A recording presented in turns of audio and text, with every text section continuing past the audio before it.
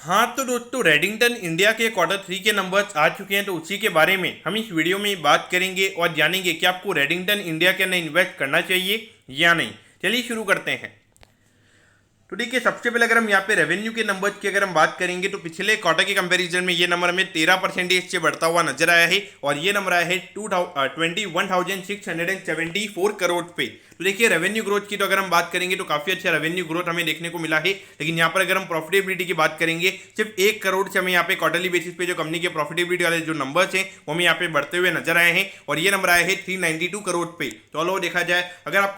अगर आपने जो रेवेन्यू आपने जो हाई अर्न किया वो अपने मार्जिन को सेक्रीफाइस करके किया है तो डेफिनेटली ये नंबर्स हमें यहाँ पे अच्छे नजर नहीं आते हैं। अगर हम ईयर ऑन ईयर बेसिस की अगर हम बात करेंगे तो यहाँ पे लगभग 30% से कंपनी का रेवेन्यू का नंबर हमें बढ़ता हुआ नजर आया है और ये नंबर हमें 1% से,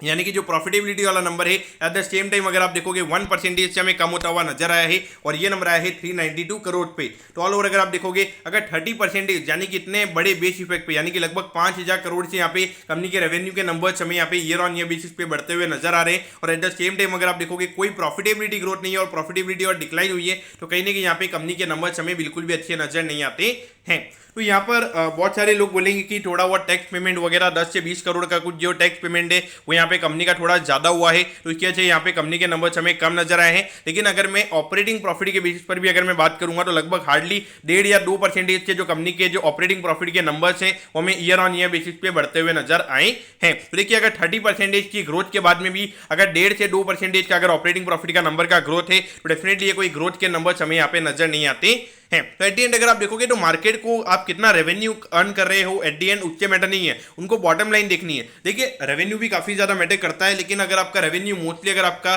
जो कॉस्ट ऑफ मटेरियल है, यानी कि जो मटेरियल आप लेते हो उसमें अगर आपका चला जाता है और at the and share holders के लिए आप ज्यादा नहीं कमा पा रहे हो, तो उसे मार्केट बिल्कुल भी पसंद नहीं करता है। और इसीलिए मेरे ख्याल से अगर आप देखोगे ये कंपनी हमें 9-10 के पी रेशियो पे ये कंपनी ट्रेड होती हुई नजर आ रही है। तो बहुत सारी इन्वेस्टिंग कम्युनिटी की अगर बात करोगे तो 20-25 के पी रेशियो की यहाँ पे बात चलती है। तो देखिए, इतने बड़े बेस इफेक्ट पे 20-25 का पी रेशियो अगर आप दे रहे हो, यानी कि आप ये मान रहे हो कि लगभग 20-25% के ग्रोथ के नंबर्स हमें यहाँ पे देखने को मिलेंगे। तो यहाँ पे इस कंपनी में अगर आप देखोगे कहीं पे भी ऑपरेटिंग लेवरेज वाला जो कॉन्सेप्ट होता है, यानी कि जितने आपके रेवेन्यूज बढ़ रहे हैं उससे ज्यादा आपकी प्रॉफिटेबिलिटी बढ़ती हुई नजर आ रही है, तो वैसा कभी भी मैंने यहाँ पे नहीं देखा है। यानी कि अगर आपको 20-25% से अगर आपकी प्रॉफिटेबिलिटी को ग्रो करना है तो वहीं पे आपको 20-25% से आपके रेवेन्यू के नंबर्स को भी बढ़ाना पड़ेगा। तो इतना जो बड़ा बेस इफेक्ट है यहाँ पे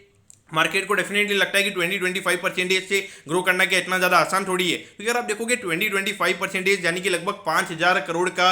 हर साल यहाँ पे रेवेन्यू ग्रोथ होना चाहिए और उसमें से भी अगर आप देखोगे 6 से 7% का तो यहाँ पे नॉर्मली इनके इन्फ्लेशन की वजह से इनके प्रोडक्ट की प्राइसेस वगैरह बढ़ जाती है और उसकी वजह से यहाँ पे थोड़े जो लगातार रेवेन्यू के नंबर्स काफ़ी अच्छे तरीके से ग्रो होते हुए नजर आते हैं, लेकिन उतने से इनकी कॉस्ट बढ़ जाती है, तो वहाँ पे कोई मार्जिन इंप्रूवमेंट हमें यहाँ पे कंपनी के अंदर देखने को नहीं मिलते हैं।